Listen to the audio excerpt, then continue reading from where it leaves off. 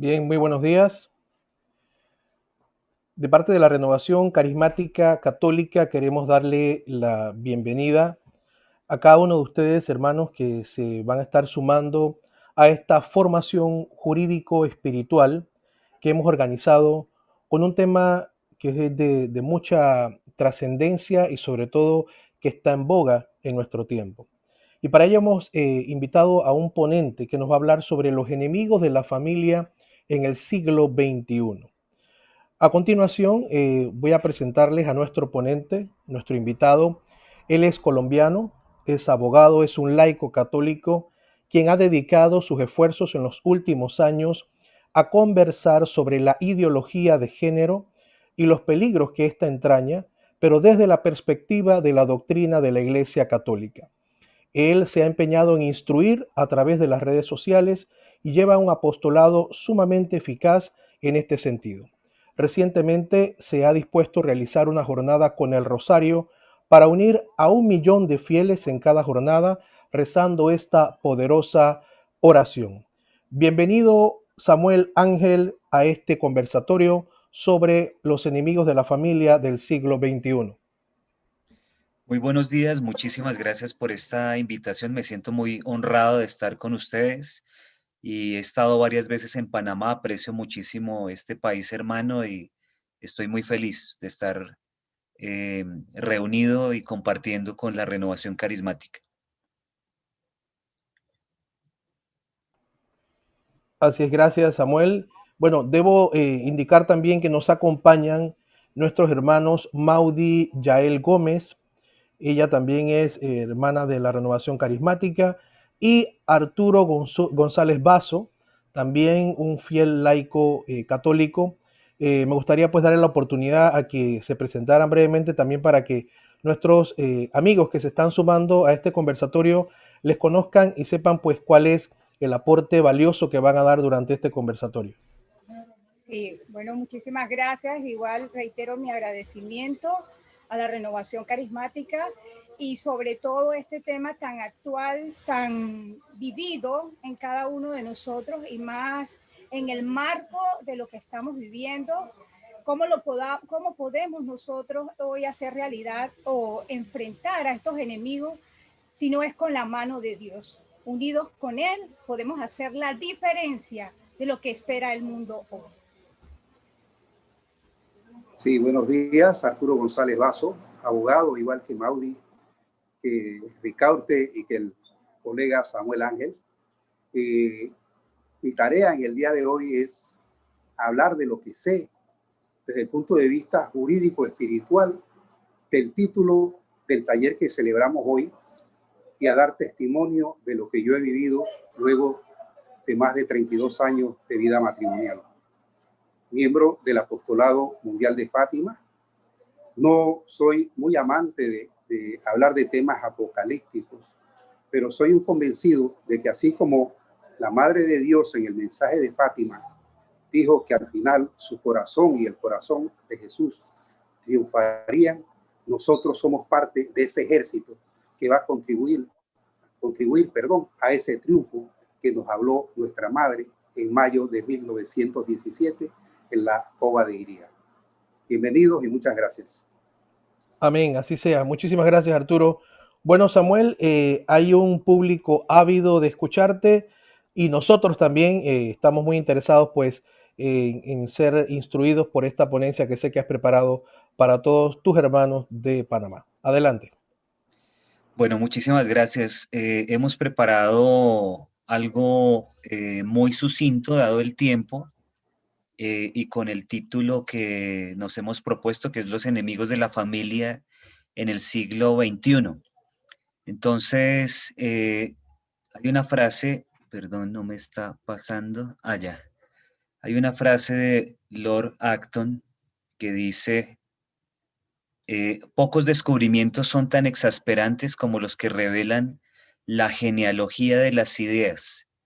Y de eso vamos a hablar hoy, de la genealogía de las ideas, de dónde han venido todas estas ideas que nos vienen presionando, que nos vienen un poco, a veces nos sentimos inclusive avasallados con tantas noticias y con tantas cosas que ocurren. Entonces vamos a mirar un poco el origen de esas ideas, no sin antes hablar de lo siguiente. La familia ha sido una institución inacabada a pesar de muchos intentos de golpearla desde hace bastantes años, desde hace, estamos hablando ni siquiera de décadas, sino desde hace muchos más años y vamos a verlo. Ni la dictadura del proletariado, que produjo más de 100 millones de muertos, ni el dominio de una raza superior hasta ese momento, estamos hablando de los nazis, que produjeron 17 millones de muertos, ni el hambre ha podido acabar con la institución de la familia. Y hablando del hambre, en fechas, digamos, recientes, este es un gráfico que muestra la prevalencia de la subalimentación en América Latina y en el Caribe, donde se muestra, digamos, nuestros países, hay mucha gente que duerme con hambre, ¿no? Pero ni siquiera el hambre. ¿Y por qué trato el tema del hambre? Porque dentro de la dictadura del proletariado y de la supuesta raza aria de los nazis, mucho de lo que se vivió, muchos de los muertos fueron por hambre también.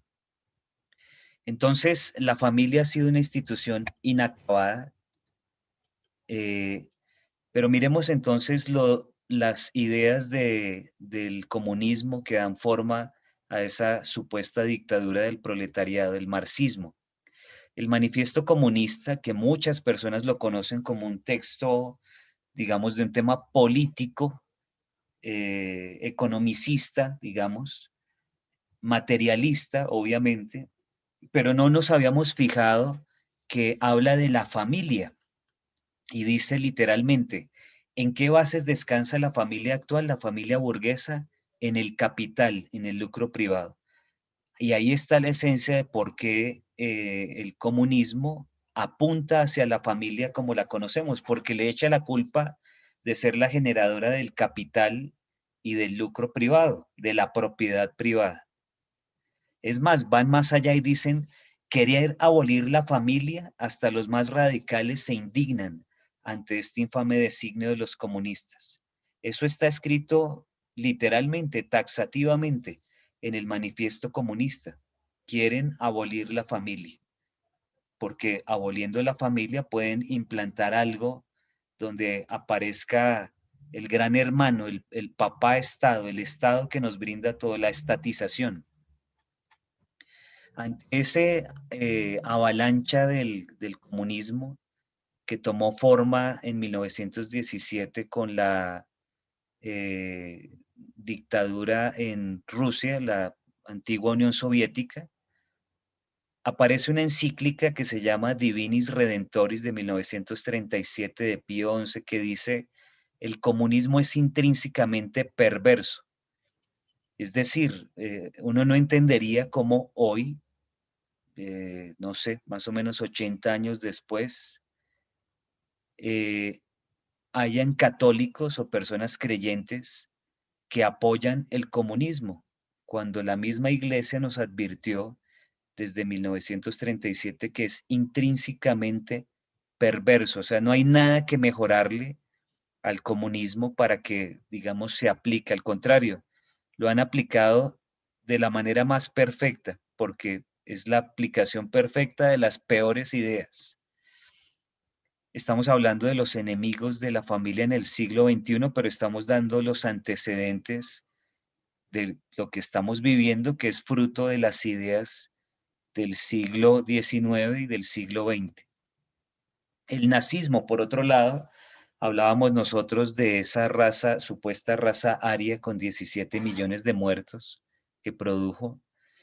Y dice un texto que se llama Mi lucha, la historia del libro que marcó el siglo XX. Esta es la portada. Estamos hablando de dos libros, El Manifiesto Comunista y Mi lucha. Hay un libro que analiza este libro de Mi lucha y dice, todo el mundo conoce el título del libro de Hitler, pero casi nadie sabe nada acerca del contenido de sus casi 800 páginas. Y eso es importantísimo saberlo, y hoy vamos a verlo un poco porque el hecho de esta reflexión. Este libro y las ideas de Hitler hablan de el discurso antisemita como arma de manipulación de masas. Y es que realmente estamos viviendo una gran manipulación de masas hoy en día a través de los medios de comunicación, el más media, las redes sociales, como nunca en la historia, superior inclusive a la manipulación de masas que usó el régimen nazi en su momento. Y es que para manipular a toda una nación como la alemana de su momento y convertirla en una máquina de matar, lo que hizo el discurso antisemita fue decir que había una raza que eran unos verdaderos casi que gusanos, que venían por nosotros, es decir, la victimización que hoy en día es tan aplicada, y que había que reaccionar en consecuencia porque nos iban a acabar. Más o menos ese era el discurso, ¿no? Y esa raza de gusanos eran los judíos, y a quienes supuestamente iban a dominar y acabar eran los alemanes, y por eso había que actuar en consecuencia según Hitler. Entonces se usaron el discurso antisemita como arma de manipulación de masas. Hoy en día nosotros sabemos cuáles fueron los alcances del discurso antisemita, pero en su momento había gente que se reía del despropósito, es decir, les parecía tan curioso y tan chistoso el tema que ni siquiera le pusieron atención, y hoy en día estamos viviendo algunas ideas que también la gente se ríe un poco porque son tan traídas de los cabellos que no les ponemos atención, y si no les ponemos atención pueden generar algo igual o superior a lo que ocurrió en la época de la Alemania nazi. Y aparece el sujeto de la persecución. Había no solamente un sujeto de la revolución nazi, que era la raza aria, es decir, sobre quien recaían todas las reivindicaciones de la sociedad, así como en el sujeto de la revolución comunista, que era el proletariado. Los nazis tenían su sujeto de la revolución, que eran la raza aria. Sobre ellos recaía hasta tal punto las reivindicaciones de la sociedad que ellos debían ser los dominadores del mundo, del planeta. Y el sujeto de la persecución nazi era el que aparece en la fotografía en la parte superior, los judíos. ¿Pero por qué los judíos? Porque los judíos, al igual que en el comunismo, eran la encarnación de la burguesía. Es decir, el sujeto de la persecución de los comunistas era la burguesía, los que tenían el capital, la propiedad privada, y lo que hizo Hitler fue encarnar a ese sujeto de la persecución, es decir, eran los judíos porque encarnaban a la burguesía. Y dentro de esas ideas nazis aparece un filósofo nazi, Martin Heidegger, que habla de el Dasein, y esto lo escribió mucho antes del Holocausto y de la Segunda Guerra Mundial. Estamos hablando de la década de los 20, donde define al hombre. Él se inventaba palabras, neologismos, como el Dasein, refiriéndose al hombre, pero al hombre como un ser eyectado en el mundo, casi que escupido en el mundo, es decir, es el ser existencialista. Martin Heidegger es uno de los padres del existencialismo. Es una cosificación del ser humano, es una subjetivación del ser humano. Entonces, estas fotografías que son tan fuertes muestran cómo años después esas ideas de este filósofo se traducen en una realidad tangible, y vemos cómo el hombre se convierte en un ser casi que eyectado en el mundo, una cosificación, y eso es fruto de todo este cúmulo de ideas que nos eh, impusieron, digamos, el régimen nazi. Martin Heidegger además dice que recordar que la posibilidad que escogiste es una de tantas posibilidades hace que pierda peso la que escogiste, es decir, la subjetividad. Hoy eso es más vigente que nunca, porque en temas de género, sí, de género, nos dicen, ¿no? Tú puedes escoger lo que tú decidas, digamos, es una manera subjetiva. No naciste, digamos, de X o de Y manera, sino que tú puedes escoger lo que desees. Las ideas de Martin Heidegger son nihilismo puro, rompe con la dignidad del ser y dice que el problema de la filosofía no es la verdad, sino el lenguaje. Por eso él juega tanto con el lenguaje hasta el punto de que surgieron los juegos del lenguaje, se dice así, ¿no? Igual que con el comunismo, inclusive antes, unos días antes, la Iglesia responde a esta avalancha del nacionalsocialismo con una encíclica que se llama Mit brennender Sorge, con viva preocupación. Y es una encíclica también del Papa Pío XI.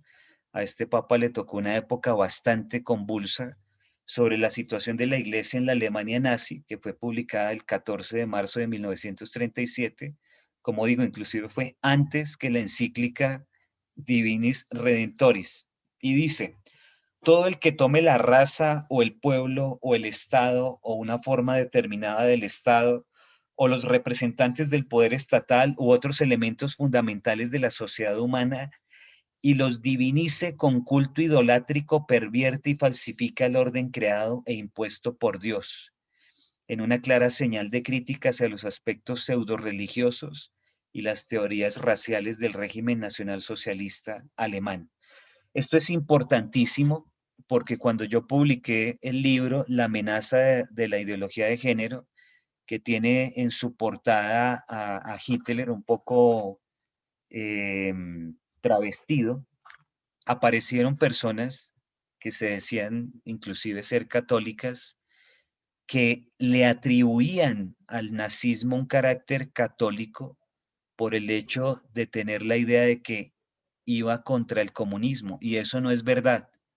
Yo quisiera recordarles que los nazis y los comunistas se aliaron, se asociaron para despedazar una nación católica como fue Polonia. Y de esa asociación surgió la Segunda Guerra Mundial, que después se dividieron porque se traicionaron y demás, es distinto. Pero los nazis y los comunistas son primos, hermanos, casi que siameses en sus ideas. Aún así, estamos hablando de toda la avalancha del comunismo, del nacionalsocialismo, que es el nazismo. La familia continuó como una institución inacabada. Ni los violentos dirigentes hambrientos de poder, las guerras, los líderes corruptos de la iglesia, incluso los horribles sistemas de terror del siglo XX pudieron erradicar la cultura cristiana. No solo sucedió que las familias hicieron posible la supervivencia en medio del hambre, sino que transmitieron esta cultura, la cultura cristiana, en las circunstancias más adversas. Entonces estamos viendo también la importancia de la familia como transmisora de la cultura y en este caso de la llama de la fe, de la llama de ese evangelio que nos enseña la Iglesia Católica.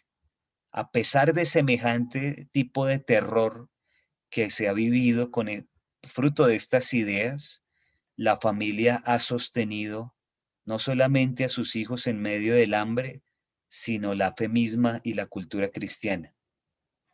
Pero frente a esta situación, y es allí donde vienen nuestros antecedentes, tendrían que cambiar las estrategias y los tiempos para articular todas las fuerzas posibles combinadas contra ella, contra la familia, la dictadura del proletariado, el marxismo, el espejismo de una raza superior, el nazismo, y un paradigma de respeto y amor, una nueva religión, todo unido a la misma causa, acabar con la familia. Y eso es lo que estamos viviendo en el siglo XXI. Y eso se empieza a dar fruto de una combinación de ideas que surgen de un político comunista italiano, Antonio Gramsci, que desde la cárcel reforma, digamos, es un reformador del marxismo clásico, y escribe unos libros que se llaman Los Cuadernos de la Cárcel, donde habla de un marxismo que puede ser más cultural que economicista. Dice que la gran equivocación de Marx fue haberse quedado en la parte económica y no en la de las ideas. y el nazismo entró a la superestructura granchista para ser usado por las izquierdas del resto del siglo en la búsqueda de la hegemonía, hasta llegar a tener las peores máquinas de matar en nuestra historia, superiores a las de la Segunda Guerra Mundial. Entonces, la hegemonía es un término muy granchista, es el control de las ideas que manipula la conciencia social. Es decir, ya no estamos hablando de que hay un fusil detrás de nuestra espalda obligándonos a ir a un campo de concentración o obligándonos a cometer cualquier tipo de acto delictivo, sino que Gramsci habla de que a través de las ideas podemos manipular la conciencia social, podemos manipular los actos, la manera de pensar de las personas. Y para tomarse eso es necesario tomarse los ámbitos de la religión, de la ley y de la cultura. Y esa revolución que plantea Gramsci puede tener lugar solo si hay una genuina visión del mundo alternativa, aceptada por el mayor espectro posible de grupos explotados. Ya no solo el proletariado, recordarán ustedes que el proletariado era el sujeto de la revolución de los comunistas. ¿Qué significa eso? Que en el proletariado se centraba el discurso de las reivindicaciones, que en realidad y de fondo lo que busca era conflictuar e incendiar a la sociedad. Recordarán ustedes que dicen que la violencia es la partera de la historia, dicen ellos, ¿no? Entonces aquí ya no solo es el proletariado, sino que Gramsci amplía el espectro de aquellos sujetos que pueden ser conflictuados y conflictuadores, digamos, a la postre, y está la mujer embarazada, la mujer por sí misma, el hombre, la prostituta, el ladrón, los indígenas, los homosexuales y un largo, etcétera. Y entonces, miren lo que ocurre aquí tan curioso, cuando entran las ideas inclusive del nazismo, esa superestructura de las ideas de Gramsci, aparece el aborto como la raza aria, desechando a las personas por su edad o cualquier tipo de anomalía, entre comillas. El aborto hoy genera 73 millones de niños asesinados cada año, según Guttmacher Institute. Con la eutanasia se asesinan ya no solo a nuestros adultos mayores, sino a niños también. Se están asesinando niños en nombre de la eutanasia. Aquí hay un gráfico de la eutanasia en el mundo que ya está empezando a ser legalizada, como tenía el nazismo leyes de la muerte, ¿no? Entonces mira lo interesante, a través de un comunista entran no solamente las ideas comunistas a la superestructura de las ideas, sino a sus supuestos enemigos, que son los nazis, también entran estas ideas allá. Y mira lo interesante de este nazismo cultural, porque los nazis tenían el aborto forzado. Fue una práctica impuesta a sectores de la sociedad que consideraban indeseables o inferiores, porque hay gente que dice, no, los nazis eran supremamente católicos y allá estaba prohibido el aborto. Pero ojo, ni católicos, ni nada que se le parezca. No solamente tenían el aborto, sino que era forzado para quienes ellos consideraban que eran indeseables o inferiores. Y miren lo curioso de este gráfico de hoy del Centro para los Derechos Reproductivos, que tiene un nombre muy eufemístico porque de reproductivo no tiene nada, al contrario, y el aborto no es un derecho, no existe el derecho a la eliminación del sujeto de derechos, que es el ser humano. Como la raza aria, la eugenesia racista, como nunca en la historia en continentes enteros como África o Latinoamérica, a la cual grandes élites consideran razas inferiores. Miren ustedes el gráfico del aborto que está centrado en la parte izquierda en Sudamérica, en la parte central en África y en la parte de la derecha va hacia Asia.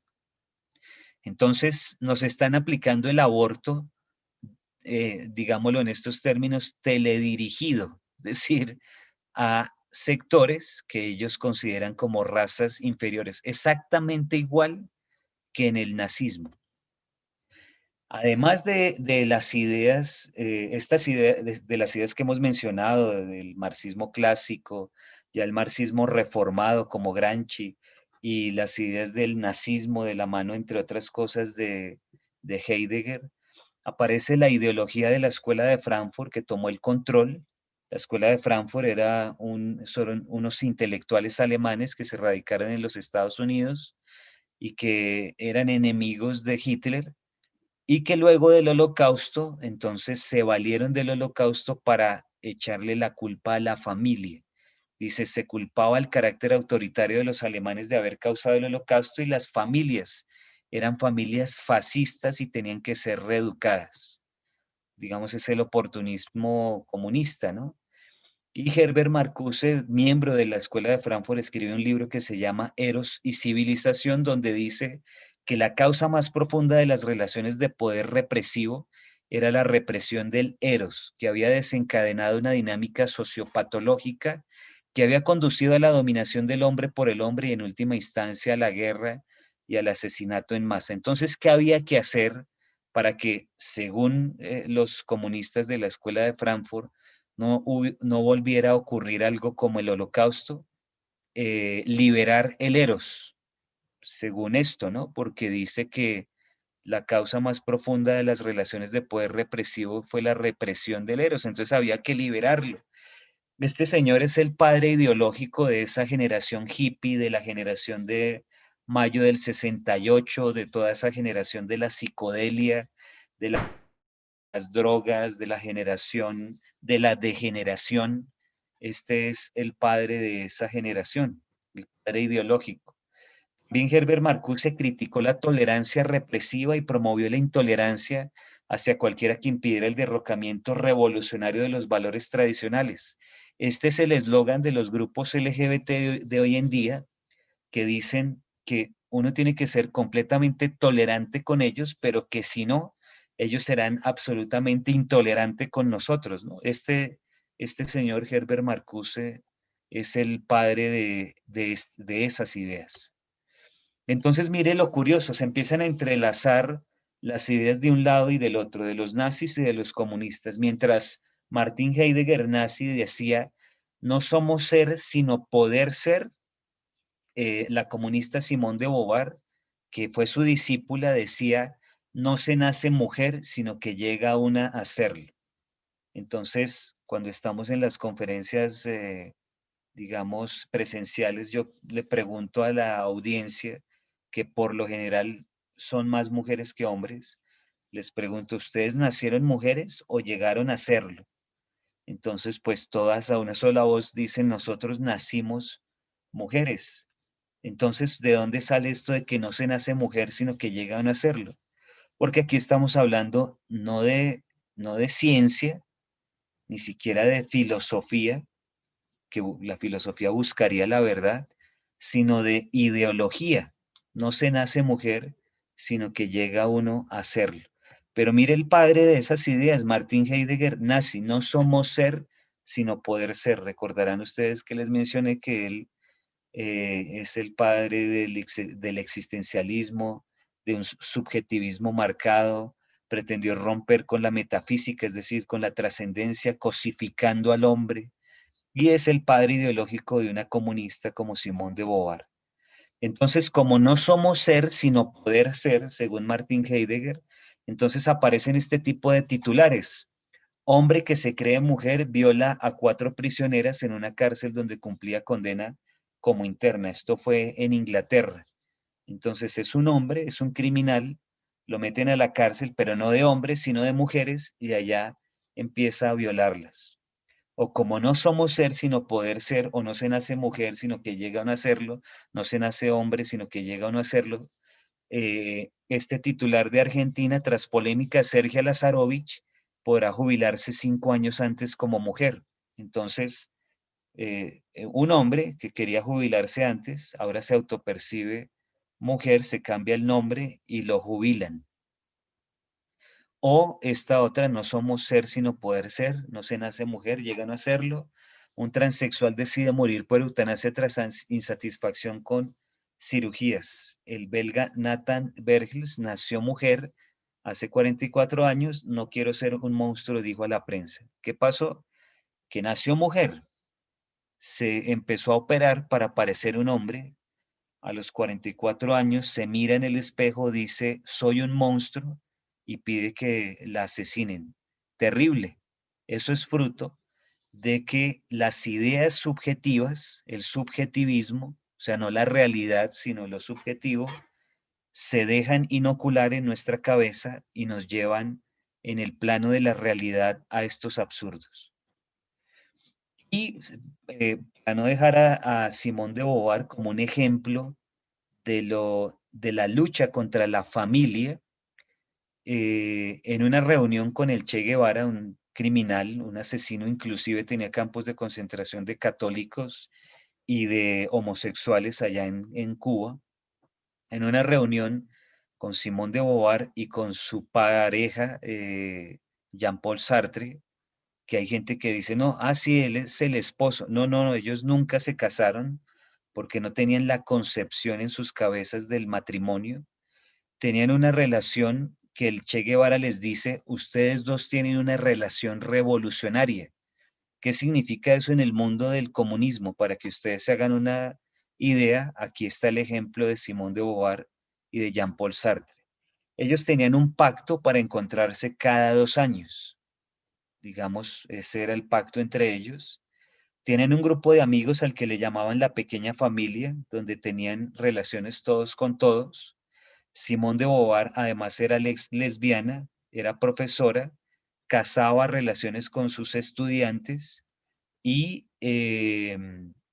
varias de esas estudiantes se suicidaron fruto de esas presiones. Estamos hablando de estudiantes mujeres, repito, era lesbiana. Y por ese tipo de vida tan sórdida es que el Che Guevara les dice, ustedes dos tienen una relación revolucionaria. ¿Por qué revolucionaria? No porque sea un gran descubrimiento o algo así, no, sino porque va en contra de lo que nos enseñó la civilización occidental construida sobre el cristianismo. Por eso hacen referencia a una revolución, a una relación revolucionaria. Simón de Beauvoir además nos expresa el concepto comunista del aborto. El aborto no será mucho menos que la eliminación de un parásito, el aborto como gran enemigo de la familia, ¿no? Que cosifica al ser humano como lo hizo Martin Heidegger y que pretende eliminarlo como eliminaban a los judíos en los campos de concentración. Y aparece el nuevo sujeto de la revolución de la mano de esta hegemonía de las ideas, con un libro que se llama El género en disputa, de Judith Butler, donde habla de el transexual como el nuevo sujeto ¿de qué? De la revolución. Si el sujeto de la revolución en el comunismo era el proletariado, que es la fotografía que aparece en la parte superior, que es una fotografía icónica de lo que es el proletariado, que son los trabajadores y demás, el nuevo sujeto de la revolución, es decir, el nuevo lugar donde podemos conflictuar a la sociedad, es en el transexual, según Judith Butler, que es activista y teórica de la ideología de género y del feminismo. Dice, la multiplicación paródica impide a la cultura hegemónica y a su crítica confirmar la existencia de identidades de género esencialistas o naturalizadas.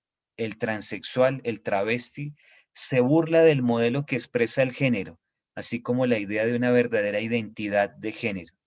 Entonces, mientras nosotros, digamos, personas que vivimos según la lógica que nos legaron los griegos, según el derecho que nos legaron los romanos, según la luz del evangelio que nos legó el cristianismo, ellos, digamos, no tienen ningún reparo en decir que no hay ningún tipo de verdadera identidad de género, como decir hombre o mujer, sino que la multiplicación de comillas, géneros, impide que la cultura de Occidente nos diga que hay hombre o mujer.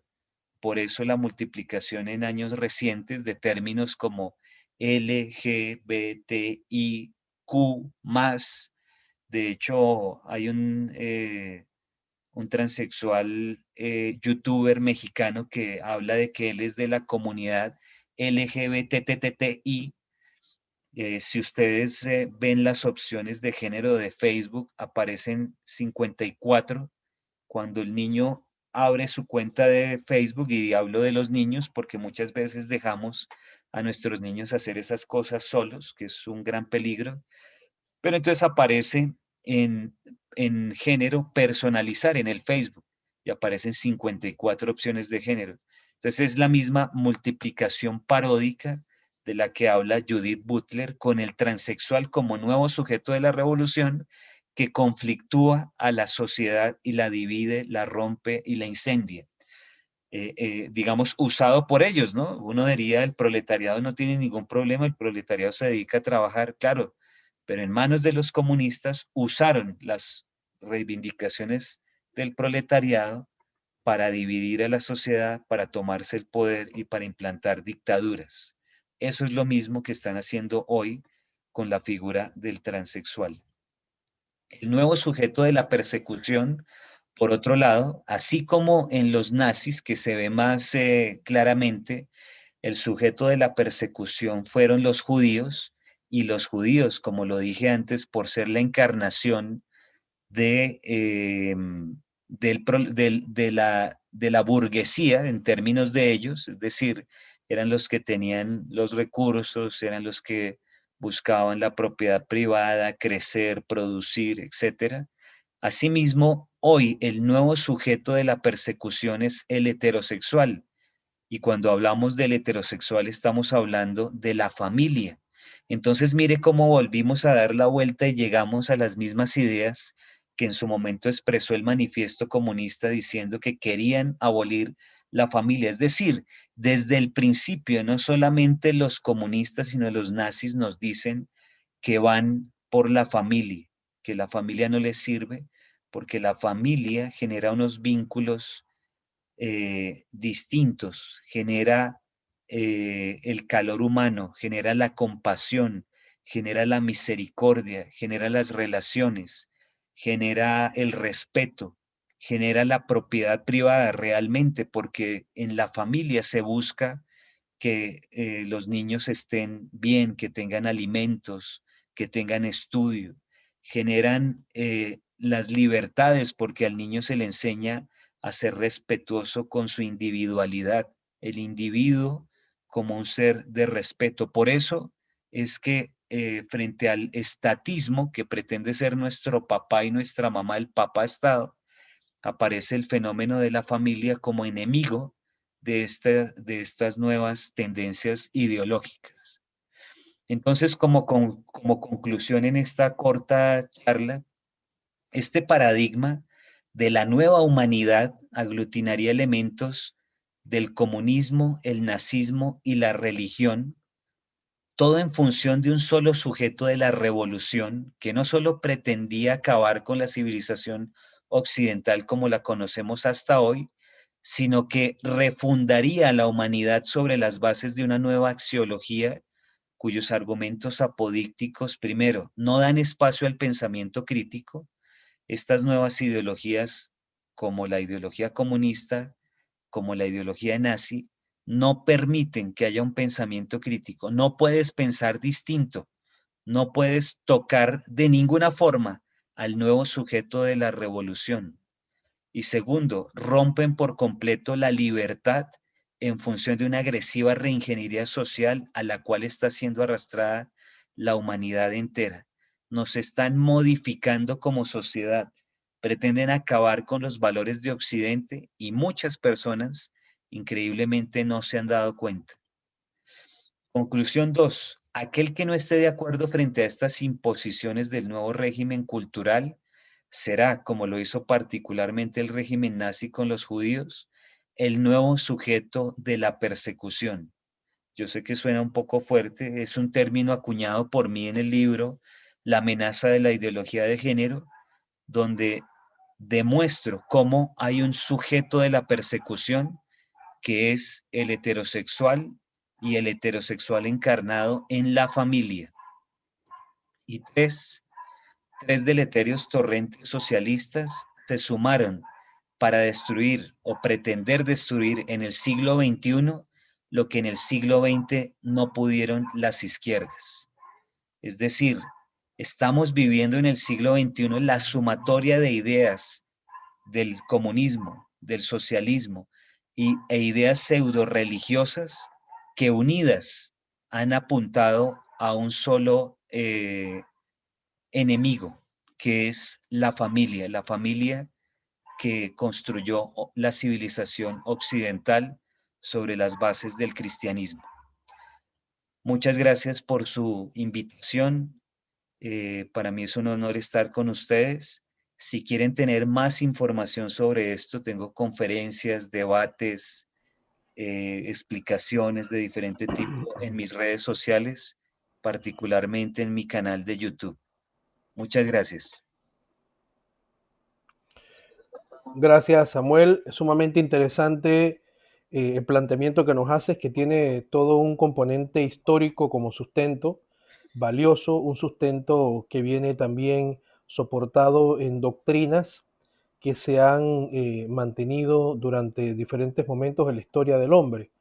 Entonces, bueno, quisiera abrir el compás a ver si Arturo o Maudi tienen algún comentario que hacer pues a la excelente participación que nos ha brindado Samuel.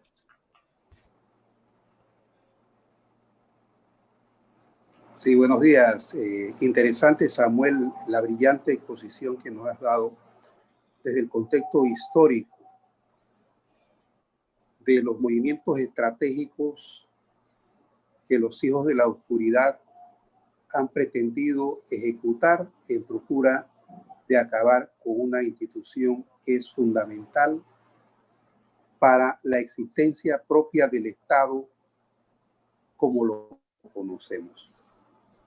Y los ataques contra la familia no vienen solamente desde la época en que surge al mundo de las ideas el manifiesto del Partido Comunista o las ideas de Carlos Marx, de Federico Engels.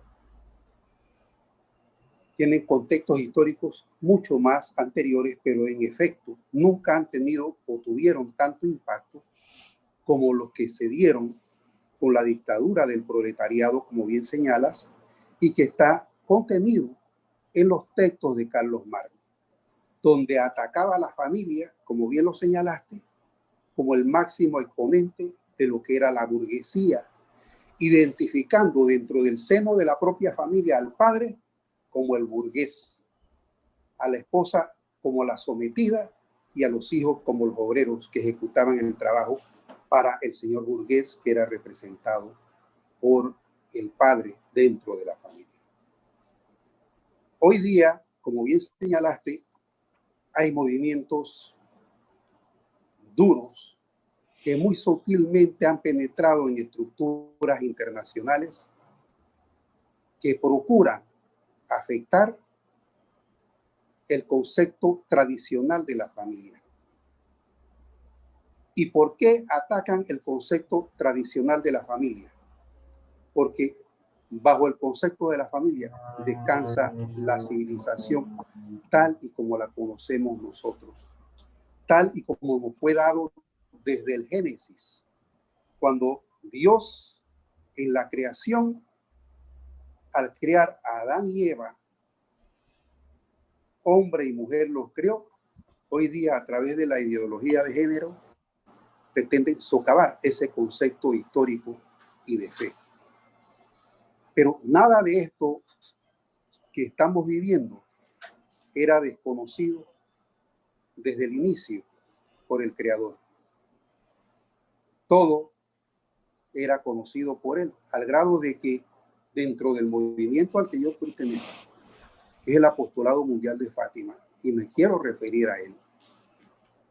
En mayo del 17, cuando la dictadura del proletariado en Rusia comenzaba a crecer a través de la revolución liderada por Lenin, ya la Virgen María en Fátima decía que Rusia propagaría a través de su ideología graves daños a la humanidad y que había que orar mucho para lograr que Rusia se consagrara al Inmaculado Corazón de María. Igualmente, en las manifestaciones que le hacía la Virgen María a Sor Lucía, le hablaba de los ataques del demonio al matrimonio. ¿Y por qué al matrimonio? Porque el matrimonio es la base de la maternidad y por ende es la base de la familia, que son conceptos que están establecidos en las constituciones de las repúblicas. Las constituciones de las repúblicas son elaboradas por los llamados constituyentes, y al elaborar las leyes fundamentales que se inician desde el preámbulo, van desarrollando temas que no pueden divorciarse de algo que en la filosofía del derecho se llama el derecho natural. Es contra natura pensar que un hombre con un hombre puedan generar una familia, que es la base fundamental del Estado tal y como lo conocemos. Es contra natura creer que una mujer, al unirse con otra mujer, van a generar familia, porque la base fundamental de la familia está compuesta por el padre, la madre y los hijos. Y entonces, si se pretendiese legislar sobre la premisa de lo que establecen los organismos internacionales que, ojo, han sido sutilmente penetrados por la ideología de género, ¿cómo pueden pretender que ese concepto de familia, padre, madre e hijo, pueda surgir de una relación de dos personas del mismo sexo? En Panamá, por ejemplo, la Constitución de la República, en su preámbulo, ¿qué nos dice? ¿En qué se inspira la Constitución? En una serie de derechos e inspirados en Dios. La primera Constitución de la República, el constituyente desarrolla su preámbulo diciendo: en el nombre de Dios, supremo legislador del universo, nosotros los constituyentes de Panamá aprobamos la Constitución de la República sujeto a las siguientes consideraciones. Nada escapa al desarrollo de los textos constitucionales. Ese concepto, a través de los actos reformatorios que se le dieron a esa Constitución y a las constituciones que posteriormente nos vinieron.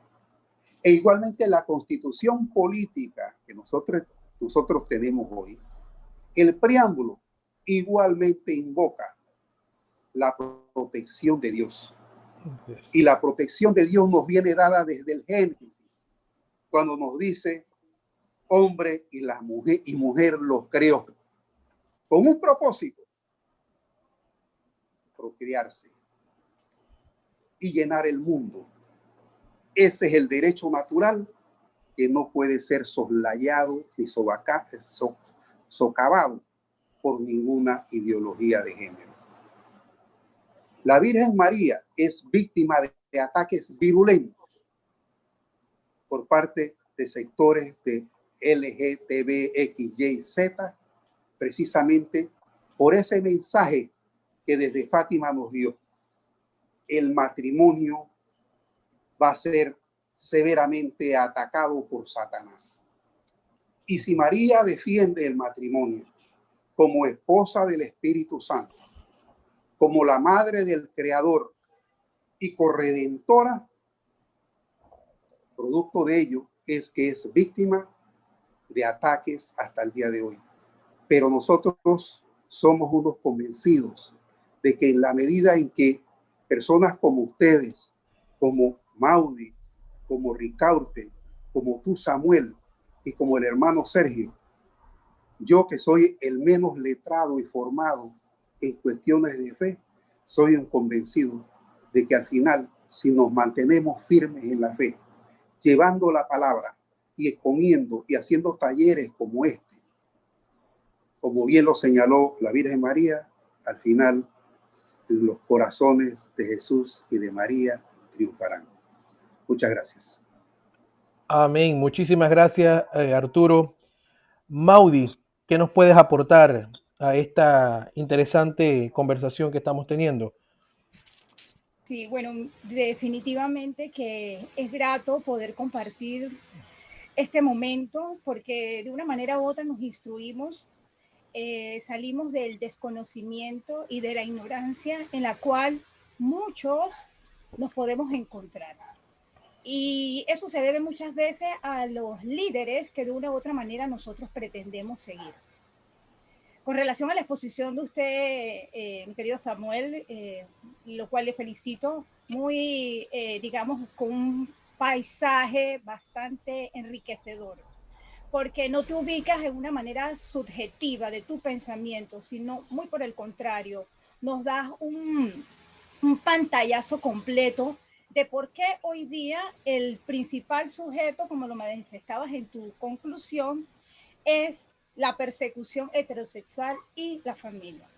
Ciertamente que al ser este sujeto de persecución, lo que en el fondo hay es una rebeldía con el Creador. Y el Creador es Dios, porque Dios nos creó hombre y mujer. Y todo este tipo de, digamos que, persecuciones que podamos estar viviendo en el día de hoy se debe precisamente a la rebeldía que hay con Dios, porque la rebeldía es con Dios y contra Dios. Sin embargo, se debe muchas veces a como los planteaba hace un momento, los líderes. Siempre se necesitan un líder, para bien o para mal, porque el ser humano nos pasa de igual manera cuando estamos en un grupo. Hay que cargar a la gente. No sabes tú si vas bien o vas mal, pero los tienes que cargar y los llevas a un destino. ¿Por qué? Porque muchas veces quedamos en ese individualismo que podamos tener cada uno de nosotros cuando vivimos en una sociedad, cuando Dios nos ha creado hombres y mujeres, hombre y mujer, y de allí nace lo que hoy todos somos. Pero a la vez que nos hace individuos, también nos hace dentro de una familia. Es más, Él quiso tener una familia, la familia de Nazaret, y ese es el núcleo de hoy que es tan combativo, tan perseguido, tan, digamos, violentado. Pero mi gran oportunidad, mi gran pregunta es, diría yo, y no, voy a pensar en el momento de Jesús cuando estaba en el desierto y una de sus tentaciones. Bien lo plasma Mateo 4:10. Dícele entonces Jesús, apártate Satanás, porque está escrito, al Señor tu Dios adorarás y solo a Él darás culto. Hoy día nadie le quiere dar culto al verdadero, al Creador. Cada uno dentro de una sociedad se ha hecho su propio culto. O como tú le esposabas hace un momento, la idea, o sea, no veo mi realidad. Si yo en este momento y cada uno de nosotros nos miramos, sabemos lo que somos. Tenemos una biología dentro de nosotros, interna y externa.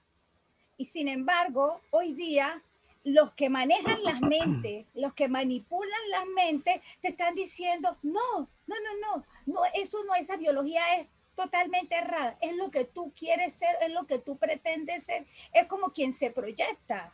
Yo quiero ser tal cosa, yo quiero lograr tanto, yo quiero lograr tal profesión, cuando yo empiezo un proyecto, yo lo quiero lograr. Así mismo hoy está pasando. Yo nací mujer, no, es que yo quiero ser hombre, y yo quiero ser. Entonces, ¿qué semilla somos nosotros dentro de nuestra profesión, pero también dentro del cuerpo místico de la iglesia? ¿Qué semillas somos? ¿Qué es lo que estamos aportando cada uno de nosotros? Ciertamente, cuando nos reunimos en un ambiente espiritual, porque aquí hay una formación espiritual, porque tenemos algo en común cada uno de nosotros, aparte de nuestra profesión, es el ser iglesia. Y ciertamente el ser iglesia me lleva a tener un rol y me lleva a tener un papel. no un rol, digamos, de dictadura, de señalamiento, sino esa pequeña semilla de mostaza. Esa pequeña semilla que es tan pequeña y de la cual yo tengo que ir haciendo mi aporte, porque mi profesión y mi religión no las puedo divorciar. No las puedo divorciar. O sea, hay que unificar, es la unidad con el Señor a lo que nos va a llevar a cada uno de nosotros a hacer esa diferencia. Ciertamente vivimos en una sociedad que tiene normas, que tiene diferentes parámetros a los cuales hay que cumplir, a los cuales hay que seguir, pero dentro de todo esto, ¿cómo nosotros actuamos dentro de toda esa sociedad? ¿Qué diferencias somos? Cuando, usted lo ha dicho muy claramente, ¿de dónde viene nuestra persecución? ¿De dónde viene, si lo hablamos en un concepto de familia, pero el mismo individuo en sí también? Porque hoy día se refleja más en la familia, pero el origen es así. Y vamos y creando un sentimentalismo a las cosas, y nos movemos por sentimientos, por afecciones, cuando los valores que debemos tener, digamos nosotros los cristianos católicos activos, son precisamente saber en quién estamos cimentados. Y que el hacer la diferencia nos va a traer persecución. Pero somos capaces entonces de vivir esa persecución hoy día. ¿Somos capaces de dar testimonio hoy día en medio de todo? O simple, ojo, no es polemizar, no es violentar, no es pelear. Simplemente es vivir. Vivir lo que soy, con un ejemplo, con un testimonio de lo que Dios ha querido para mí. Ahora, ¿cuál es el proyecto de Dios en mi vida? Cuando Dios creó a cada uno de estos que hoy día se rebelan contra Dios, tenía un proyecto. Pero, ¿cuál ha sido el proyecto de ellos? Irse a que ellos son el dueño de su proyecto. O sea, ellos nacieron, no sé, de la nada, pareciese. Sin embargo, al tener esa mentalidad que otros van, manipulan, que otros de una manera a otra les gusta tenerlos, digamos, subyugados.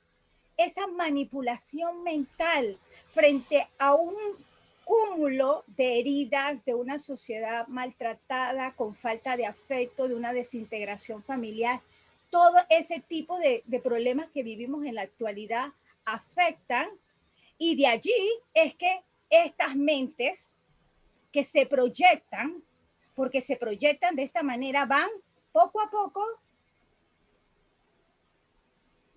penetrando las mentes de aquellos que están débiles, de aquellos que se dejan fácilmente manipular, de aquellos que no son conscientes o no entran en su conciencia y en su realidad y se ven qué es lo que realmente soy o quién realmente soy. Claro está que es hermoso, dirán algunos, dirá el mundo, ay, el soñar. Dios nos tuvo a cada uno en un sueño. O sea, me refiero, Dios nos dio una misión, nos ha dado una misión a cada uno de nosotros. Igual a todos le ha dado una misión. Lo que pasa es que muchos no han reconocido esa misión que Dios le ha tenido a cada uno. Y mientras eso lo van a reconocer, nosotros, ¿qué vamos a hacer? Nosotros los abogados, nosotros los que estamos dentro de una iglesia, ¿cómo lo vamos a lograr? ¿Qué es lo que vamos a hacer? Vamos a considerarnos esa pequeña semilla de mostaza e ir colocando, de repente no ver a nuestros ojos todas las luchas que nosotros podamos estar dando, todo su esfuerzo, Samuel, que usted hace para de una manera u otra abrir los ojos de muchísimas personas, incluso de nosotros muchos cristianos católicos, abrir nuestros ojos, porque vivimos a veces en una burbuja. Hoy nos llaman a vivir una burbuja familiar, pero sin embargo no nos podemos sentir indiferentes a todo lo que está viviendo una sociedad.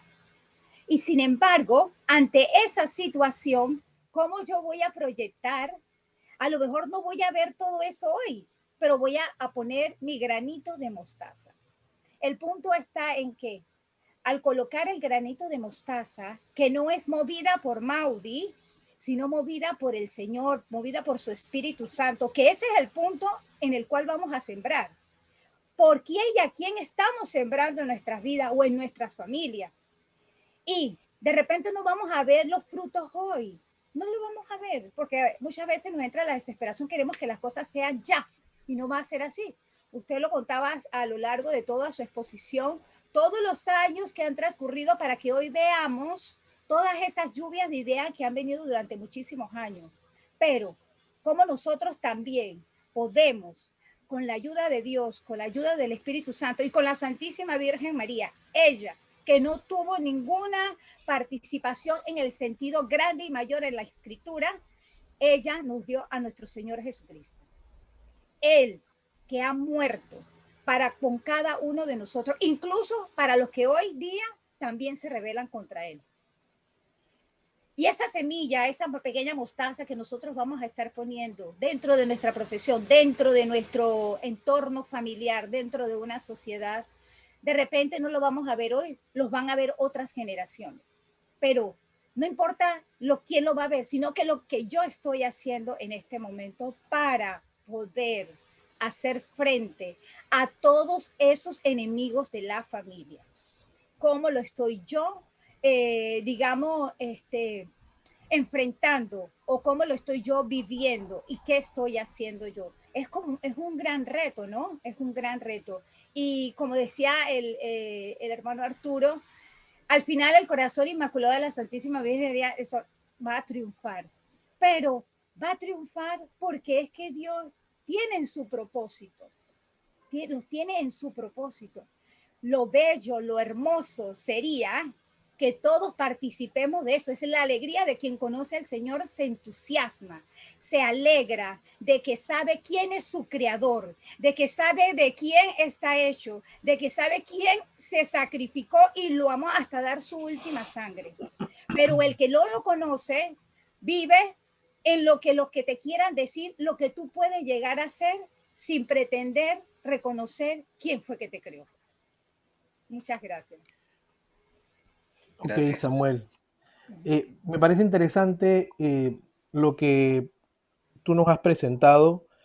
Interesante porque son ataques, son dificultades que han atravesado un siglo, es decir, han trascendido del siglo XX al siglo XXI y acota nuestro hermano Arturo, no es que eso no viene únicamente desde el tiempo de Simone de Beauvoir y de Jean-Paul Sartre. Dice, antes de la aparición de la Virgen de Fátima en 1917, ya venían estos ataques a la familia. Es decir, 1917 antes pudiera ser iniciando el siglo XX. Es decir, pareciera que en los últimos 2 siglos, o los últimos 3 más bien, se ha ensañado o se ha dirigido un ataque contra la familia, contra las personas heterosexuales que han decidido vivir el plan de Dios.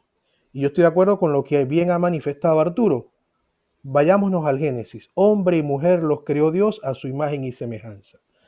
Y yo tengo la Constitución aquí en mi mano. E interesante, dice la Constitución, para de pronto poner en contexto al hermano Samuel, nuestro hermano y colega.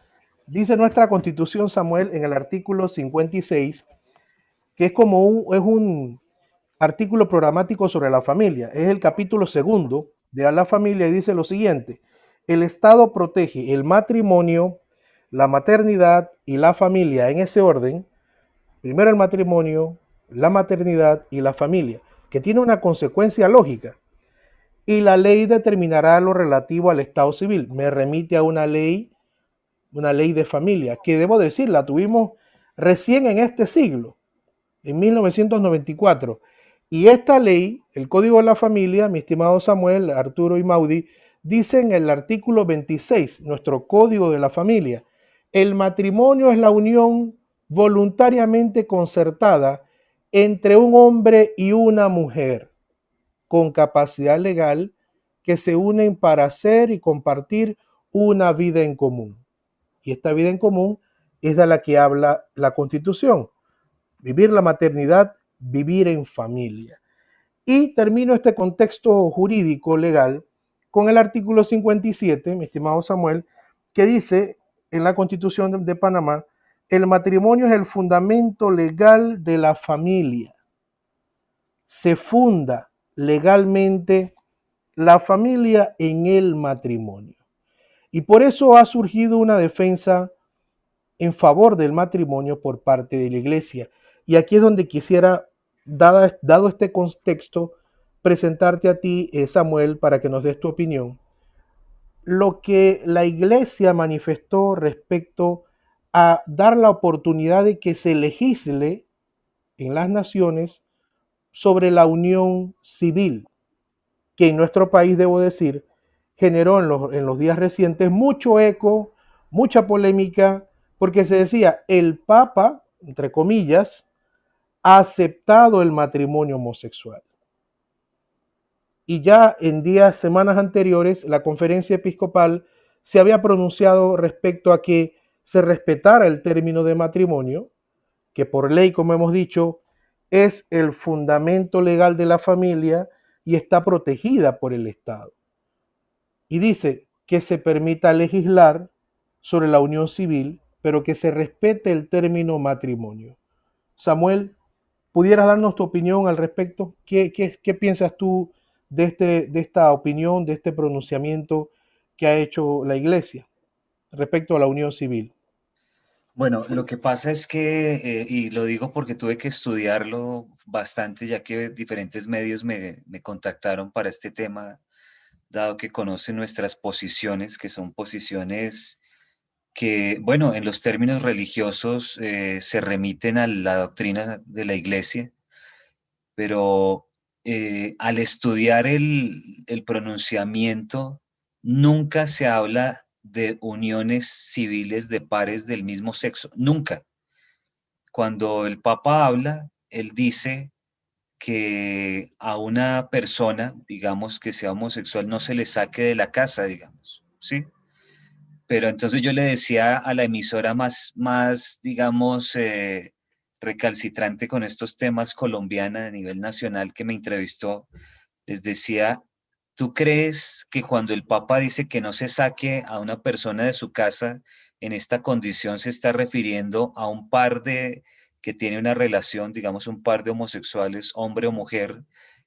¿Tú crees que lo que está diciendo es que el uno no saque al otro de la casa? No, no, no, no. Se está refiriendo a que, por ejemplo, en el hogar, en la familia, que solo hay un tipo de familia, que es la que menciona tu constitución, si llega a aparecer un caso de estos, no voten al muchacho o a la muchacha, no lo saquen. O sea, cuídenlo. Y está hablando de una convivencia civil, ¿sí? Estoy hablando la persona de Samuel Ángel, acogiéndome al magisterio de la iglesia, no habría ni siquiera una necesidad de una ley civil, digamos, porque, digamos, ya está acogido en la Constitución, ¿sí? En la de ustedes y en la de nosotros, y creo que en casi todas, ¿sí? Pero, digamos, si se habla de una protección civil, se está hablando de que no saquen a esta gente, digamos, hay que acogerlos con amor, con consideración, como manifiesta el catecismo de la Iglesia Católica, que lo dice muy claramente. Dice, es una tendencia intrínsecamente desordenada, pero hay que acogerlos con amor, o sea, palabra más, palabra menos, con misericordia, con bondad, con cariño, con respeto. Y aquí viene y me da la oportunidad de decir algo. Nosotros nunca hemos atacado al ser humano homosexual. Mi conferencia nunca trató de eso. Nunca. Estamos hablando de que hay grupos de presión, hay sectores oportunistas que en nombre de unas reivindicaciones, digamos, hablemos en este caso para estas personas, lo que hacen es ir por otras cosas. Por ejemplo, la implantación de la educación donde se homosexualiza a nuestros niños, la toma del poder, el uso de las políticas públicas para romper la familia, eso es distinto. Pero vea lo sabio de las palabras que hemos venido escuchando de la iglesia a través del magisterio, y es que cuando a nosotros nos dicen que tratemos con consideración, con amor, con respeto a estas personas, se diluyen las reivindicaciones de estos grupos de presión oportunistas, que inclusive estuvieron en la Jornada Mundial de la Juventud en Panamá buscando conflictuar a nuestros jóvenes también con su discurso. Entonces, entonces es eso, o sea, aquí nunca se habló de uniones civiles de pares del mismo sexo, se dijo que hubiera una convivencia, una sana convivencia que se da fruto de una relación donde se acoja con misericordia a las personas. Eso es muy distinto. Interesante, gracias Samuel. No sé si Arturo o Maudi tienen alguna pregunta. Me gustaría eh, de pronto aprovecháramos los minutos de pronto que nos quedan para dejar claro y no soslayar ninguna situación que pudiera dejar dudas sobre cuál es el criterio de la Iglesia, de nuestra Madre la Iglesia Católica, pero sobre todo soportada en el derecho. Yo siempre he dicho, el derecho es lógico y me ha gustado, he escuchado algunas intervenciones, Samuel, donde tú dices, es que no puede la ley anular al sujeto de derecho que es el hombre. Y yo le comentaba también a unos jóvenes en un conversatorio, ¿cómo puedo yo aprobar el aborto? ¿Cómo se pretende aprobar legalmente el aborto solo por voluntad de la mujer, sin que exista, por ejemplo, en el caso de Panamá, una situación de violación previa de conocimiento de las autoridades o que haya un diagnóstico de que ese embarazo ponga en peligro la vida de la mujer, sino que sencillamente por un acto volitivo, sin mayores razones, la mujer pueda decidir abortar el ser que está gestándose su vientre. Cuando nosotros en Panamá tenemos, por ejemplo, la pensión de alimentos prenatal. Exactamente. Se dice que el sujeto de derecho, como bien lo has dicho en varias intervenciones y entrevistas, dicen las cortes, nuestros colegas magistrados, eh, hay vida cuando se nace, pero es su momento. ¿Y cómo entonces la misma ley, los mismos jueces imponen a un padre el deber de pagar una pensión prenatal antes del nacimiento? El Entonces, naciturus. el nacituro. Entonces, ¿qué opinión nos puedes dar al respecto, Samuel, sobre este tema? Sí, pues ya lo has dicho, pero lo corroboro. O sea, eh, todos los derechos están en un núcleo fundamental que los agrupa, que es la vida. Es decir, tú no puedes hablar de libertad si no hay vida.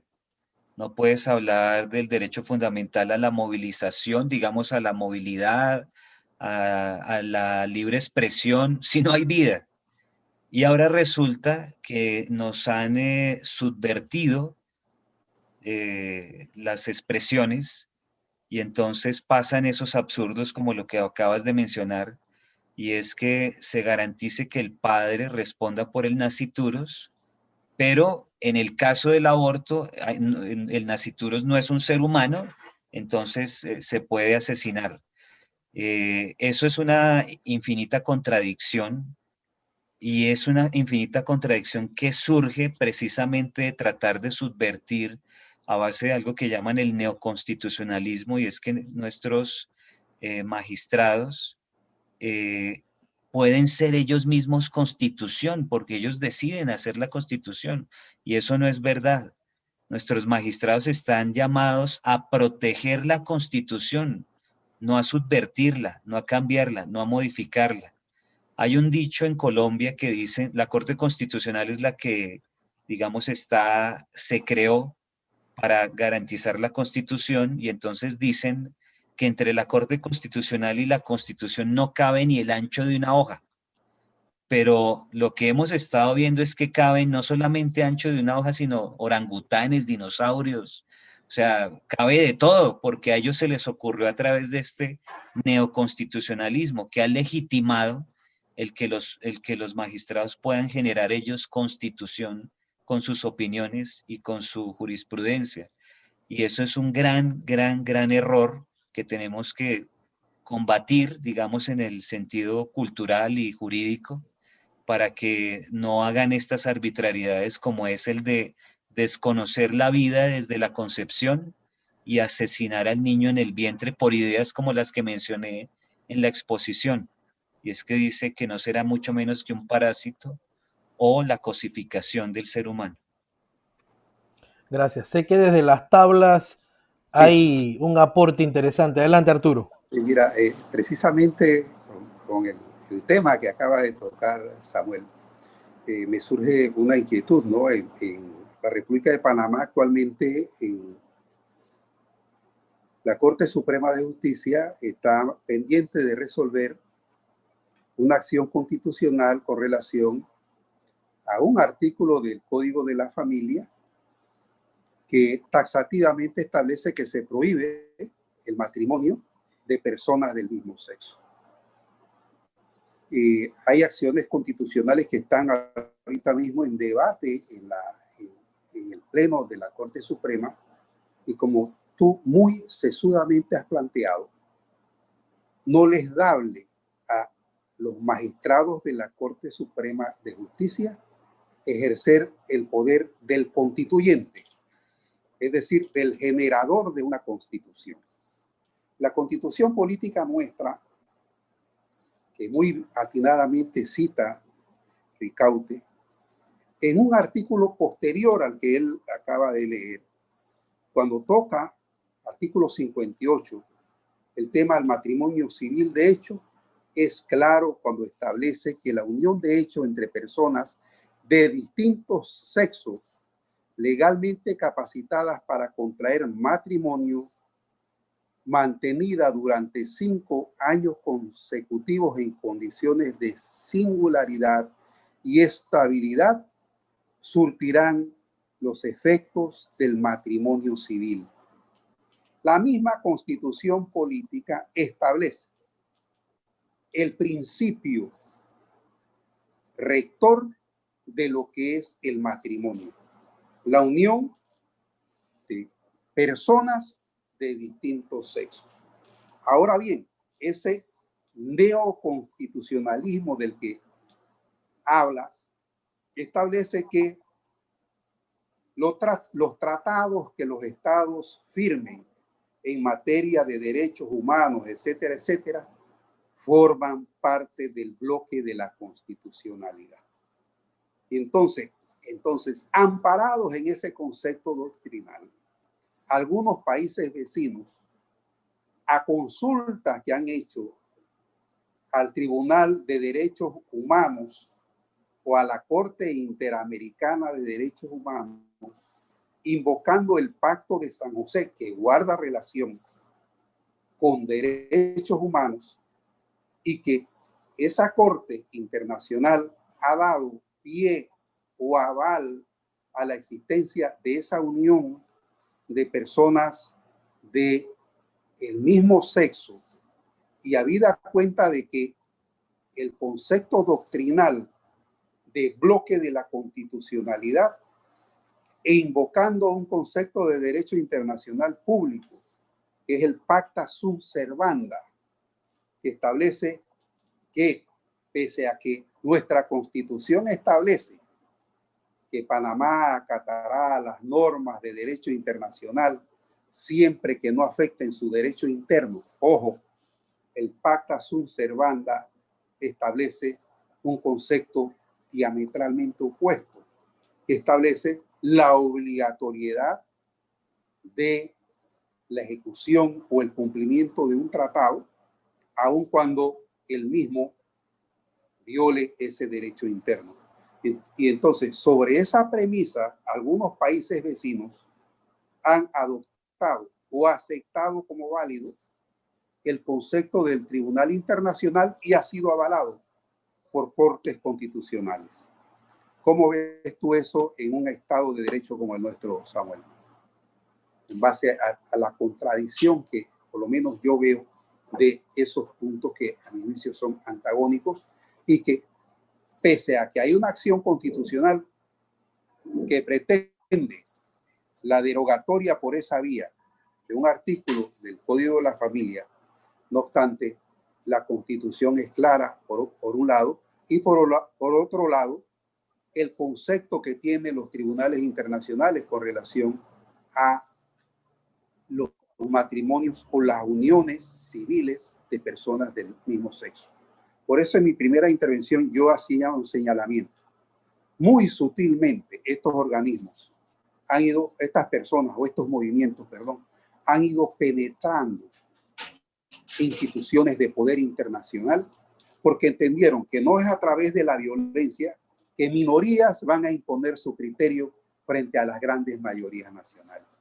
Y esa es una grave preocupación que tenemos nosotros en Panamá, latente, a la espera de un pronunciamiento del Pleno de la Corte Suprema de Justicia, que nosotros esperamos en Dios, confiados en que imperará la sapiencia, la objetividad, y que los magistrados entiendan que ellos no pueden ejercer el poder constituyente de modificar a través de un fallo constitucional lo que está claramente escrito en blanco y negro en nuestra Constitución política.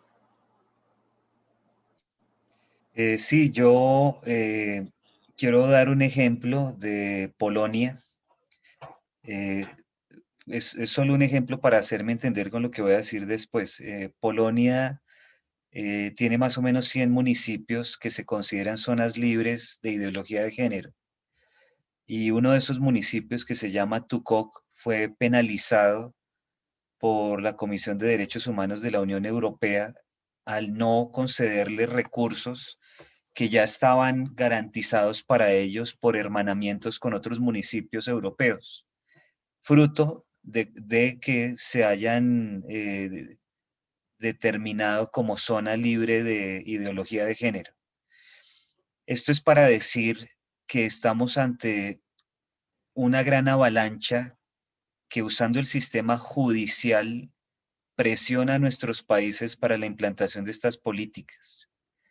Entonces, en Argentina, el Banco Interamericano de Desarrollo dio más o menos $200 millones hace más o menos un año para políticas relacionadas con el tema reproductivo, que en realidad, al hablar del tema reproductivo, están hablando desde el aborto, o sea, no tiene nada de reproductivo.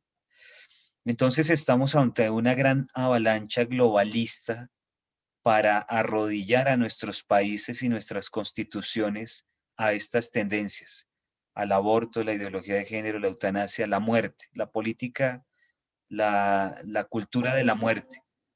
La única manera, y es el llamado que estamos haciendo nosotros a nivel mundial, es que surjan abogados que, libres de estas presiones, como la más reciente magistrada elegida en los Estados Unidos, Amy Coney Barry, que, libres de estas presiones, con una familia católica, con 7 hijos, con su esposo, no usen el neoconstitucionalismo y las ideologías para, digamos, ejercer su cargo, sino que respeten las constituciones. Eso es muy difícil, la verdad, dado que las izquierdas se dieron cuenta por dónde podían meternos todas estas políticas, secuestraron la rama judicial y están metiendo todo esto. Un magistrado de la Corte de los Estados Unidos ya estaba desde hace varios años denunciando que, en nombre de las libertades, nos están quitando la libertad.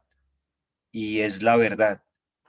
La rama judicial está legislando, particularmente a través de las cortes, secuestrando la labor que tiene el Congreso, que fue el que elegimos además.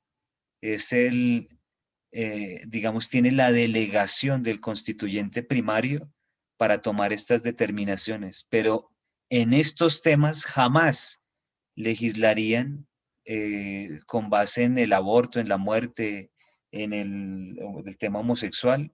Entonces, estos señores ya saben qué es lo que tienen que hacer y le llaman, tiene un nombre específico que se llama,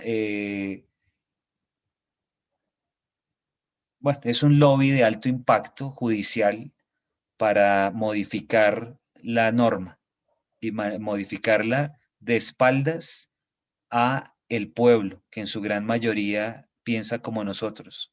Entonces hay que estar muy despiertos y denunciar esto, moverse en las redes sociales, educar abogados que no se dejen pervertir, para garantizar que los países no se erosionen con estas políticas que están metiendo por las cortes, desafortunadamente.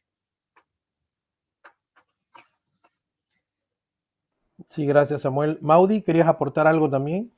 Sí, escuchándolas a todos y cada uno, me viene a la mente esa persecución que esposábamos hace unos momentos. Sin embargo, dentro de lo que son nuestros órganos del Estado, en el caso de Panamá, judicial, legislativo y ejecutivo, ciertamente pierden la identidad por las cuales han sido elegidos.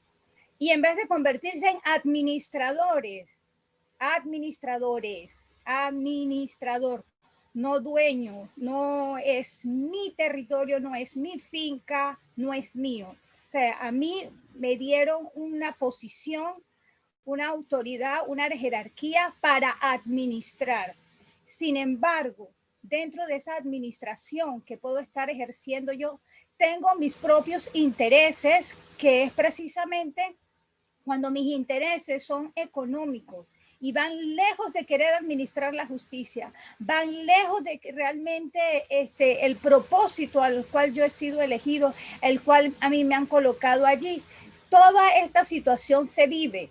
Es esa manera de poderse uno infectar cuando no tengo claro realmente el rol que yo tengo en una sociedad, perdiendo mi identidad, porque así mismo nos pasa y nos puede pasar a nosotros los abogados, perder la identidad de lo que somos y de lo que hemos estudiado y para lo cual nosotros ejercemos nuestra profesión.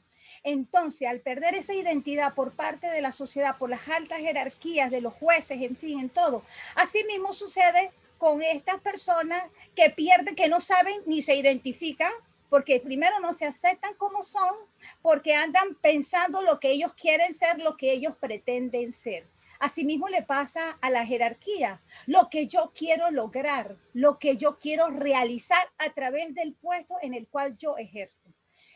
Ciertamente es digamos que un área muy contaminada, pero de igual manera hacer esa diferencia en medio de todo esto, en medio de todas estas circunstancias que la misma y propia sociedad nos presenta, cómo ser esa manera, ese testimonio coherente y decir de una manera u otra, no conmigo, no por mí, pero con la ayuda de Dios lo puedo hacer, porque con la ayuda de Dios es que nosotros podemos hacer la diferencia. Sin embargo, cuando nos agarramos de nuestros propios intereses, de nuestros propios conocimientos, les damos cabida a nuestro yo y lejos de estar Dios. Por ende, me parece oportuno también, y es cierto, dentro del rol de nosotros abogados, también motivar e incentivar a las personas, porque hay muchos colegas en los cuales que están muy involucrados, porque de por sí ellos también tienen sus propias tendencias que no pueden manejar, no las han podido, digamos, de otra manera, someter o digamos, también tienen esas dudas, no saben administrar su personalidad, no saben administrar lo que hemos sido llamados, hombre o mujer. Y por ende, si tienen esa dificultad de mirar, muy poco, de mirarse a sí mismos, mucho menos van a pretender hacerlo con los demás. Por ende, vamos a encontrar también que en los nombramientos que se hacen hay muchas personas con estas tendencias. Es un reto para nosotros, es un reto que hoy estamos viviendo como sociedad. Sin embargo, en medio de todo eso, yo creo y pienso que el Señor nos manda y nos invita a ser la diferencia, a que Él realmente sea el motivador y de la mano de quien nosotros nos tenemos que agarrar para poder hacer esa diferencia y un testimonio de que se puede lograr. Muchas gracias. Ok, muchas gracias, Maudí. Bueno, yo creo que ya de pronto hemos conversado sobre elementos muy importantes. Hemos hablado sobre estos problemas que desde el siglo pasado, el siglo XX, han trascendido al siglo XXI en estos primeros 20 años, siguen teniendo pues vigencia, de pronto con diferentes nombres. Hablaba Samuel del comunismo, del nazismo, y ahora viene con otra tendencia. Ahora se habla de ideología de género y cómo ha identificado pues al sujeto perseguido y sobre todo a un conjunto de sujetos, diría yo, que es la familia. Pero yo sí creo que es prudente, somos abogados todos, pero también somos creyentes. Y yo creo que habrá que hacer también un llamado en el sentido que el Señor quiere que nosotros, los hombres de fe, demos un buen testimonio, porque ese testimonio arrasa más que 1000 palabras. Dice el profeta Isaías, capítulo 6, versículo 10, dice el Señor, embotado el corazón de este pueblo, endurece sus oídos y cierra sus ojos, no sea que vea con sus ojos y oiga con sus oídos, que su corazón comprenda y que se convierta y sane. Lo que el Señor desea es que nosotros nos convirtamos desde el corazón, no en apariencia, no que entendamos las cosas, no que nos sepamos solamente los versículos, los capítulos, los libros y los códigos y las constituciones, sino que vivamos de esa manera, conforme a ese sentir que tiene Dios y que ha puesto en el corazón nuestro. Precisamente tenemos que vivir esa palabra, tenemos que dar un testimonio, y ese testimonio es el que va a permitir que cada vez más se queden ellos sin ese argumento de que la familia tradicional ha fracasado, que el adulterio, que los hijos abandonados, que la familia disfuncionales. Entonces yo pienso que obviamente esto no se va a corregir del todo, ni se va a corregir en los próximos 3 días, pero sí que cada uno, por lo menos los que logren ver este video, se sientan llamados a eso, a vivir con convicción desde el corazón esa correcta enseñanza, a vivir como matrimonios en fidelidad, a dar un buen testimonio, al laico que ha decidido vivir pues en castidad también, que decida vivir con fidelidad a esa decisión, porque es voluntario, cada quien ha tomado esa voluntad, lo dicen las propias leyes. Yo le digo a los chicos, cuando usted se va a casar no le preguntan, ¿usted quiere a fulanita? No, le van a preguntar, ¿usted viene aquí libre y voluntariamente? Porque eso es lo que es la libertad y la voluntariedad. Así que bueno, creo que sería de mi parte ese punto, a que demos más testimonio de santidad, a que vivamos de manera agradable a los ojos de Dios y también que sirva para emular a otros ese testimonio nuestro, que otros quieran también vivir lo que nosotros con nuestra vida, tal vez sin abrir mucho los labios, ya demos pues esa impresión de que somos felices como estamos.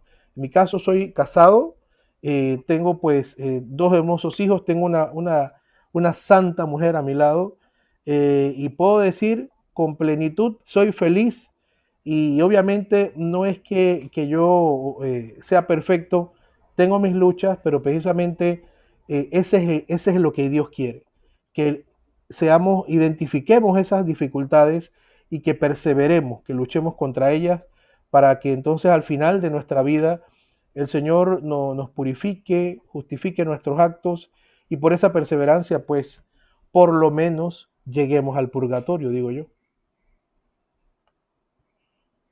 Muchas gracias. Así es. Gracias, Samuel.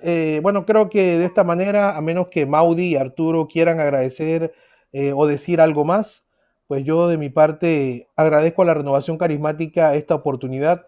Sé que ha sido de provecho este conversatorio, que ha tenido unas cucharadas de jurídicas y otras muchas tazas espirituales, y sé que nos permite identificar que no estamos peleando solamente con una tendencia, sino con algo que ya viene, cuando ha trascendido un siglo o varios siglos, es porque está bien estructurada y bien pensada para entonces lograr su cometido, que es afectar la familia, el matrimonio, que es patrimonio de la humanidad. Maudi, Arturo. Mauri. Muchas gracias. Sí, yo realmente muy agradecida. Ciertamente, como lo expresaba Ricauter hace un momento, no estamos solos. Hay personas todavía que con la gracia de Dios y la ayuda de Dios saben y sabemos que podemos hacer esa diferencia, lo cual nos puede de una manera u otra acorpar con la oración. Sí. No es fácil, pero la oración mueve corazones, mueve a hacer esa perseverancia. O sea, nosotros tenemos que perseverar siempre en hacer el bien, porque el bien vence el mal. Y ante eso no nos podemos cansar. Tenemos que ser constantes, perseverantes con la ayuda de Dios y saber que no estamos solos, que a nosotros los abogados no solamente nos pueden meter en un solo saco, también queremos ser abogados que hacen la diferencia y que a la luz del Espíritu Santo quieren caminar para que sus hijos puedan tener otra sociedad distinta a la que hoy estamos viviendo. Bueno, igualmente yo quiero darle las gracias a Sergio por esta invitación. Grata alegría de estar con Ricaute en otro estadio distinto a los que nos hemos encontrado en los tribunales de justicia. A Maudi, alegría de conocerte de veras. Si ven aquí a un lado los textos míos, la Biblia, concepto fundamental, la imagen de la Madre del Cielo, así es, la Constitución y la ley. Exacto. Al igual que Ricaute, que yo tengo 32 años y sencillo de feliz vida matrimonial, no ha sido un dichado de virtudes estos 32 años. Lo único que sí les puedo decir que en los momentos difíciles, mi esposa siempre ha estado conmigo, y en esos momentos duros es donde el matrimonio se consolida y echa raíces. Y es eso lo que me motiva a predicar, como lo señaló Ricaute, con el ejemplo. Amén. He aquí al hombre nuevo, que fue moldeado desde el vientre de nuestra madre, por Dios, porque nos escogió, y al amparo de la Virgen María, en la vocación de Fátima, me tiene aquí para hacer la voluntad de Dios. Muchas gracias a ustedes. Excelente.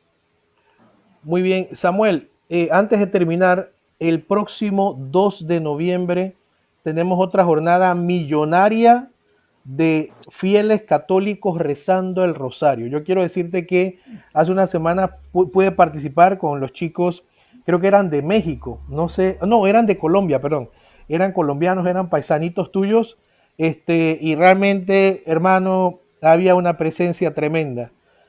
Estar rezando con santos, ¿no? Era como tener a varios Carlos Acutis allí reunidos con nosotros. Y yo quisiera que tú invitaras a nuestros hermanos a que se puedan sumar a esta jornada para que más de 1 millón de fieles nos unamos a través de la tecnología para el rezo del Santo Rosario. Sí, Carlo Acutis nos inspiró para lanzar esta iniciativa que en su primera edición fue tan exitosa. En Colombia venían precisamente varias amenazas de estas que estamos viviendo ahora de tipo social y se dispersaron totalmente, o sea, no hubo ni el incendio de un fósforo. Entonces fue increíble el milagro que vivimos. Don Pepe Alonso nos invitó a que hiciéramos una segunda jornada para orar por los Estados Unidos y por todo lo que se avecina la próxima semana. Y va a ser este lunes 2 de noviembre a las 8 de la noche, hora de Panamá, donde vamos a estar 1 millón de personas orando, 1 millón de rosarios por el mundo, de la mano de Carlo Acutis y de la mano de varios invitados especiales en esta ocasión. Además de don Pepe Alonso estará Sarah Winter, una gran defensora de la vida brasilera, estará Chinda Brandolino, gran defensora de la vida argentina, estará Amparito Medina, gran defensora de la vida ecuatoriana. Entonces contamos con todos ustedes para esta gran jornada que creo que va a ser impresionante. Ojalá todo Panamá se una. Va a ser en mi canal de YouTube y quiero que sepan por qué en mi canal de YouTube. Porque el canal de YouTube del Movimiento de Católicos Solidaridad lo bloquearon por hacer rosarios con los niños. Increíble. Entonces fue por eso que dijimos, no, entonces hagámoslo por acá porque no nos pueden parar, ¿no? Entonces lo vamos a hacer en el canal de YouTube numeral Samuel Ángel. Ahí los esperamos. Hombre, hermano, los santos siempre son perseguidos, así que siéntase bien, ¿oyó? Dios nos haga santos, nos amén, ese es el propósito, para eso estamos, y no es fácil. Yo animo a los que nos están viendo a través de este programa, de este conversatorio. Cuando uno dice quiero ser santo, dice uno, ay, el santurrón, pues no, es que sencillamente pues uno hace la lucha. Es como cuando alguien dice, alguien muy humilde, y ya tenemos testimonios, dice, quiero ser piloto de aviación, quiero ser un aviador comercial. Tú no puedes hacer eso, esa carrera es muy cara, tú no lo vas a lograr. Y en Panamá, por lo menos hace poco, tuvimos a un gran panameño de origen indígena que lo logró. Perseverar, de eso que hablaba Maudie. Hay que hacer la lucha y sobre todo, como bien decía ella, no estamos solos. Y si nos sentimos solos, ahí nos está animando Samuel a reunirnos con 1 millón de fieles, a animarnos con la ayuda de nuestra Madre, la Virgen María. Gracias a todos. Sergio. Gracias. Estén muy bien. Cómo no, gracias. Saludos. No sé si Sergio